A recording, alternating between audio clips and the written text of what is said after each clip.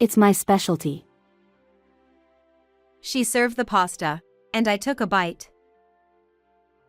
Yes, it was delicious, just as she had proudly claimed. But then, I noticed that Lila, who was eating beside me, began acting strangely. Her eyes rolled back, and she collapsed to the floor, foaming at the mouth. "Call an ambulance! Quickly!" Hearing my desperate shout, Juan called emergency services. "What on earth?" As I watched Lila in confusion, Patricia let out a loud cry. I didn't immediately grasp the meaning of her words, but soon I realized what she had planned. I recognized Lila's symptoms. It was anaphylactic shock. Layla and I both had shellfish allergies.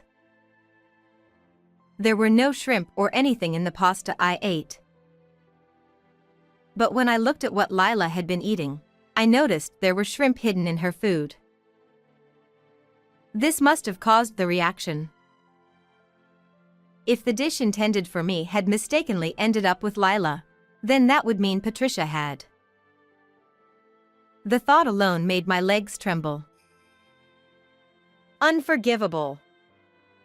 That Patricia would hate me so much, going so far as to try to harm me. I would make her regret what she had done.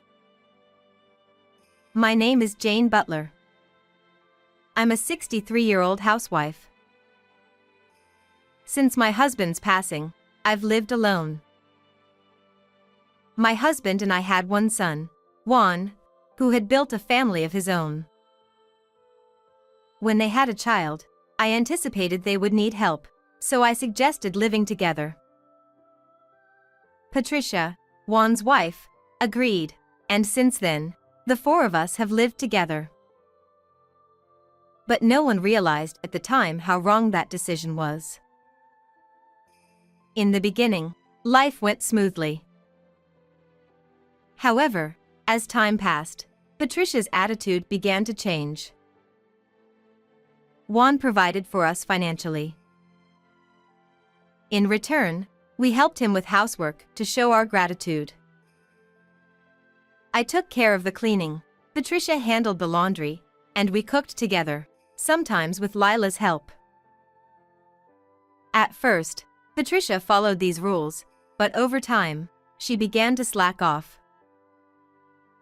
Now, she no longer does any housework at all. Since Patricia shirked her laundry duties, I had to pick up the slack. As I carried the heavy laundry basket toward the balcony, I saw Patricia lounging on the living room sofa. There I was, working so hard, while Patricia lay on the couch, giggling and playing with her phone. If I could, I would love to relax like that, but because Patricia was slacking off, I had even more work to do. I couldn't hold back any longer. "Patricia, enough with the slacking. We agreed to share the housework, remember?" My words came out harsher than I intended, but Patricia had been taking advantage of me, living a cushy life, so I thought she needed to hear it. Even though I called out to her, Patricia continued to ignore me, her eyes glued to her phone. But when I stayed standing in front of her, not moving, she scowled in irritation and finally looked at me. Jane, don't start bothering me out of the blue. Can't you see I'm busy right now? Busy? All she was doing was staring at her phone. It was just an excuse. She was simply making up a reason to avoid doing housework. In the past, I would have backed down just from her harsh words. After all, I did feel grateful that Juan and Patricia were letting me live with them, which made it hard to stand my ground. But today, I couldn't turn a blind eye anymore. My long-held frustrations were about to explode. So, I didn't back down and bit back at Patricia. Busy? You mean looking at your phone? That's not being busy. Being busy is what I'm doing. Running around trying to keep up with all the housework you're shirking. Patricia had been neglecting housework for a long time. And during that time, I had to do all the work she abandoned. If I slacked off, our household would fall apart. But why was I the only one working so hard? Why was Patricia getting away with doing nothing while I suffered under the extra workload? The more I thought about it, the more enraged I became at her attitude. Jane, when did you become so cruel? This is bullying. You're the worst. I'm going to tell Juan. Go ahead. I guess you've realized you're too helpless to do anything on your own. But I won't back down, no matter what you or Juan say. Patricia mentioned Juan's name as if she was running away. She must have realized she couldn't get me to agree, so she planned to tell Juan I'd been bullying her.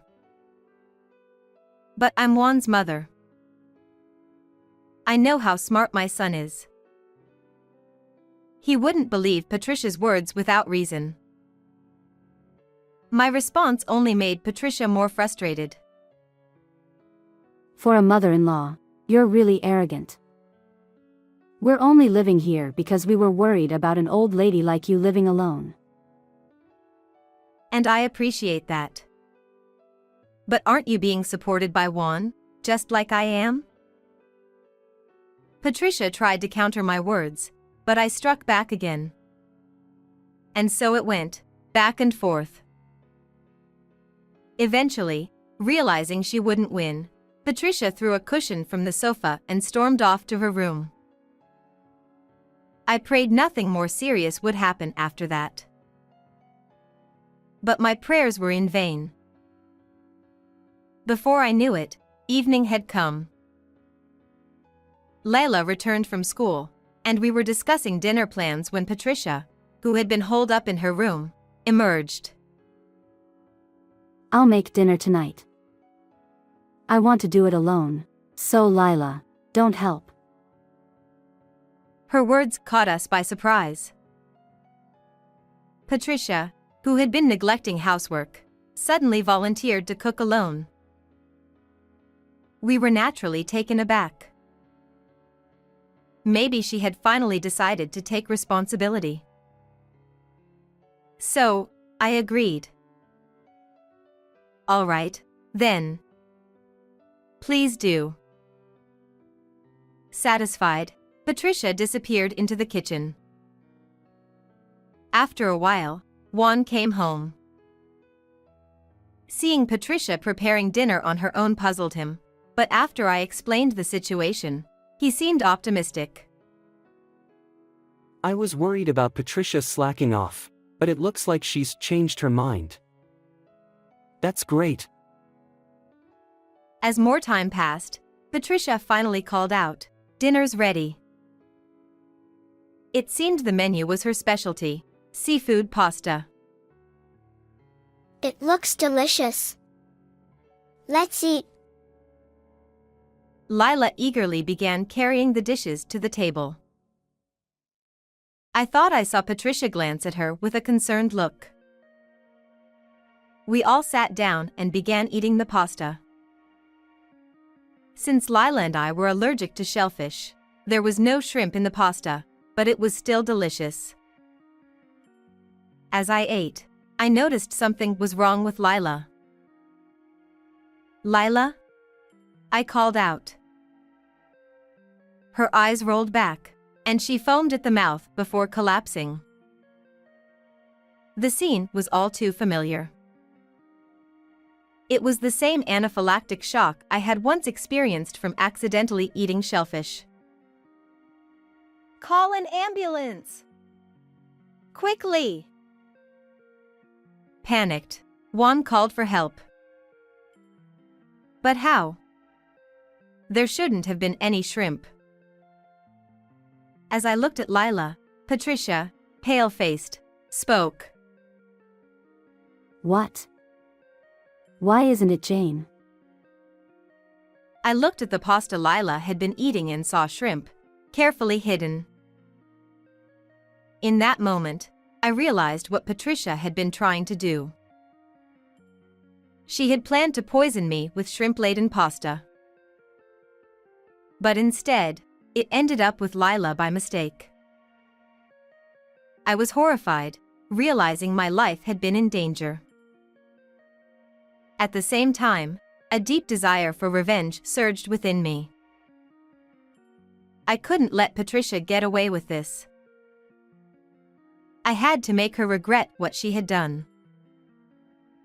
Soon, the ambulance arrived, and Lila was taken away. Juan and Patricia went with her to the hospital, leaving me alone in the house. Juan kept updating me on Lila's condition. Lila received treatment right away, but although the treatment was complete, she remained unconscious, and her condition was still unstable. I was heartbroken, feeling responsible. I was sure that the pasta meant for me had somehow ended up with Lila by mistake. I couldn't bear the thought that Lila had suffered in my place. Because of this, I knew I had to make Patricia pay for what she had done. So, I carefully laid out my plan for revenge, one that would ensure Patricia would fall into the hell she deserved. That evening, my eldest son and his wife didn't come home. They were allowed to stay with Lila in her hospital room, as an exception. Patricia, perhaps due to guilt or some other feeling, didn't say much. I, on the other hand, decided it was time to leave. I packed only the bare essentials and, for the moment, stayed at a business hotel. Leaving the house made me feel uneasy, but at the same time, there was a sense of relief. Now, I had to figure out my next step in this revenge plan. As I pondered my options, something suddenly came to mind: Patricia's actions. She sometimes dressed up in a flashy way and left the house, saying she was going out. On those days, she always returned late, sometimes not until the morning. Additionally, whenever she was at home, she often spent time on social media. Curious, I took a quick glance at her phone screen when she went to the bathroom. A notification had popped up saying something like, "I'm looking forward to seeing Patricia." It was harmless enough, something friends might send to each other. But the name on the account was a man's, and considering Patricia's recent flashy outings, I couldn't help but feel suspicious. So, I decided to take action. I hired a private investigator to look into Patricia's whereabouts. The investigator told me it would take about a week to gather the necessary information. They promised to contact me if they found any suspicious activity. In the meantime, I decided to stay at the hotel. I had already informed Juan about Patricia's usual behavior, so when I told him I wouldn't be able to return for a week, he simply replied, "Got it. Take your time and rest." At least I wouldn't have to go back to the house for now. 1 week later, I received a call from the investigator. When I saw the photos they showed me, it was clear. Patricia had been with a man I didn't know, arm in arm. The evidence was overwhelming.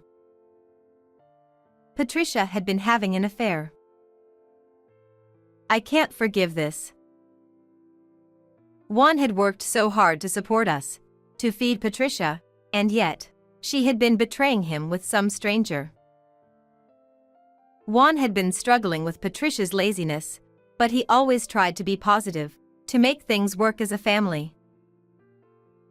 He had been searching for reasons why she wasn't doing her part, trying to understand her better and work through their issues. But all of that had been in vain. I couldn't help but feel immense sympathy for Juan. That very day, I called him and told him I was leaving.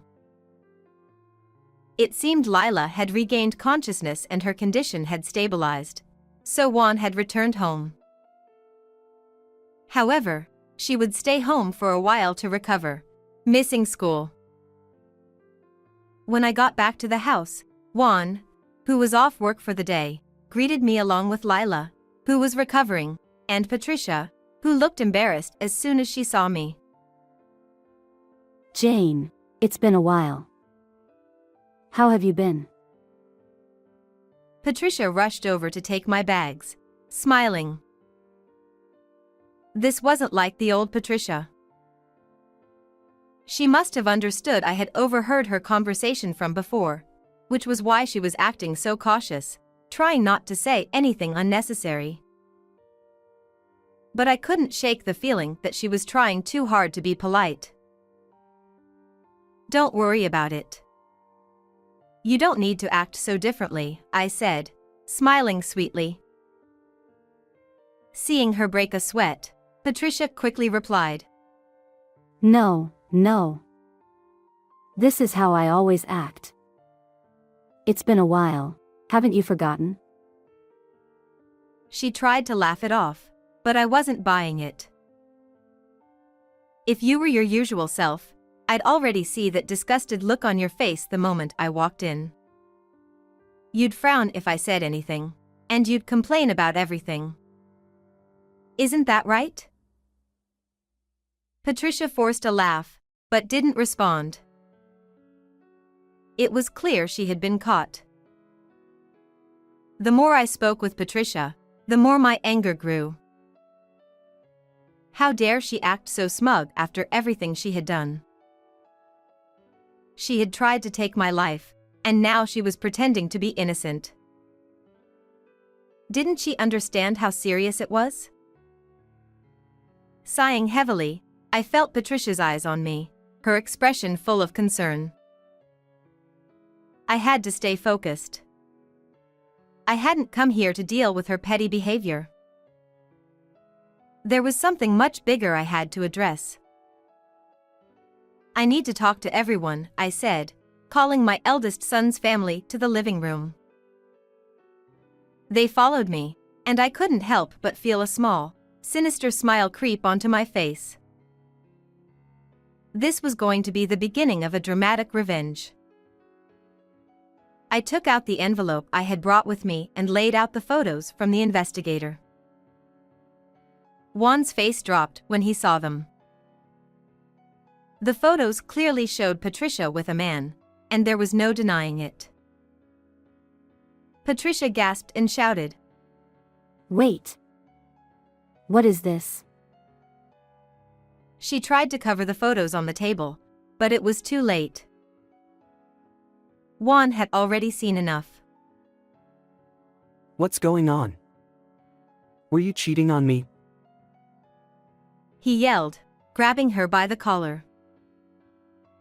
Patricia's face turned red as she cried out. No. It's not like that. It's all Jane's fabrication. She's just doing this because she hates me. This is horrible. She pretended to cry, but Juan knew me well enough to know I wouldn't lie.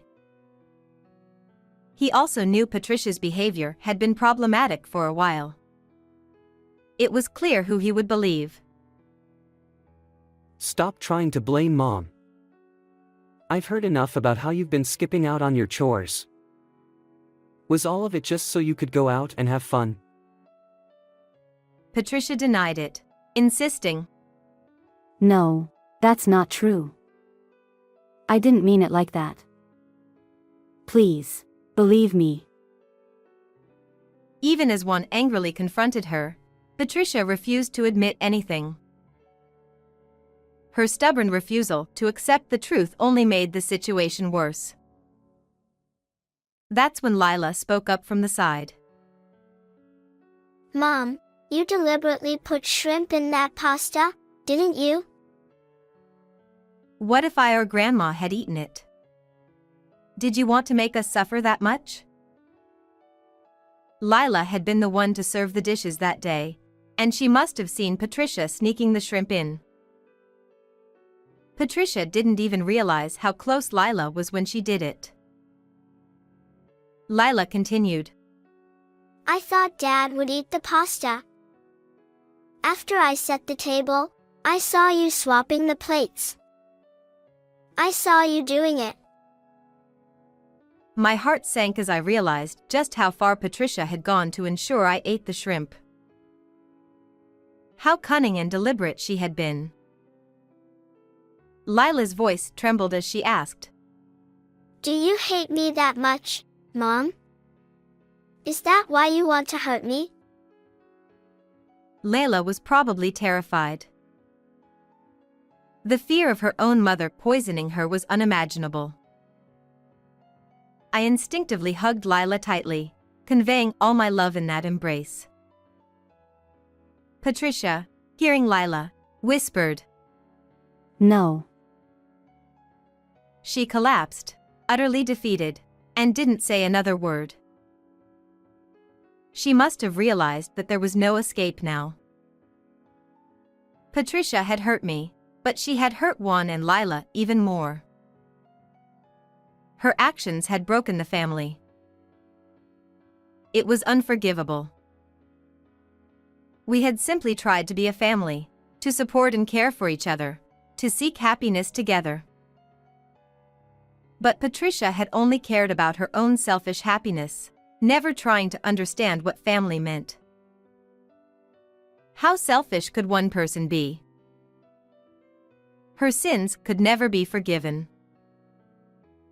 She had cheated and tried to harm her own daughter with an allergy-inducing food. Step by step, she had worked to destroy the family. I'm sorry. I'm sorry. Patricia knelt, her hands on the floor, bowing her head. But her repeated apologies were meaningless. The damage had been done, and there was no undoing it. Because of you, we've been deeply hurt. This pain will last a lifetime. We will suffer because of your sins. I asked. Whose apology is this for? Ours, or for yourself? Patricia fell silent, unable to answer. Her silence spoke volumes. She was hiding something, and it was clear she hadn't genuinely repented. It was impossible for me to continue living with Patricia. I could never accept her as part of the family, and I knew Juan, and probably Lila, felt the same. I turned to Juan, and when our eyes met, he nodded firmly. It was like he understood me completely. And so, our family fell apart. Before long, the eldest son and his wife decided to get a divorce. Given the pasta incident, custody was awarded to Juan, and he continued to live with Lila in our home. Furthermore, since Patricia had been unfaithful, she ended up having to pay a hefty sum in alimony. Juan was often busy with work, leaving the house for long periods. In his absence, I took on the role of a mother and cared for Lila. At first, Patricia persistently tried to contact us, saying, I want to see Lila. I want to apologize for everything I've done. However, we had no obligation to respond to her.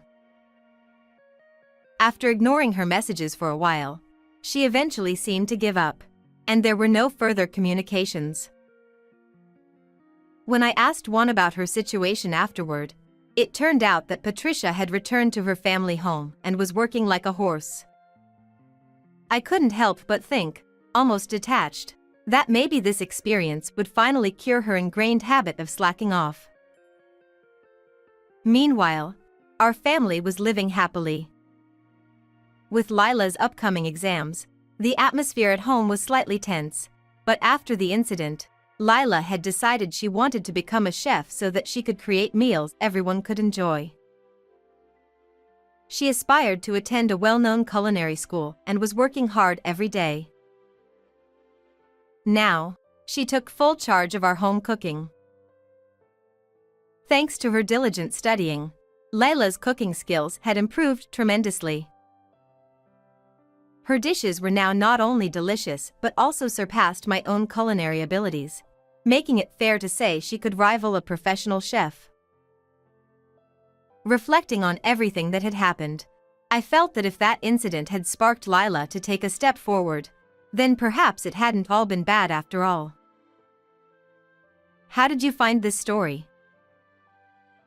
Please subscribe to the channel. See you in the next video.